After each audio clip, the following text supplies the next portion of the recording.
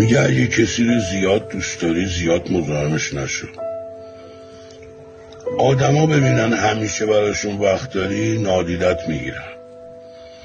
تو هر چقدرم به یکی احترام میذاری در آخر اون به قدر فهمش با تو رفتار میکنه. آدما به مرور عوض نمیشن، مشخص میشن. همیشه دلت از کسانی میگیره که برای خوشحال کردنشون همه کاری کردی. چیزی که داره نابودت میکنه اسمش عشق نیست. عشق اینه که حالتو خوب کنه. غم واقعی گریتو در نمیاره، ساکتت میکنه.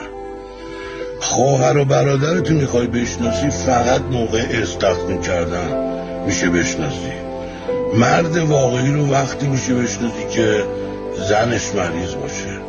زن واقعی رو وقتی میشه بشناسی که شوهرش بی پول باشه.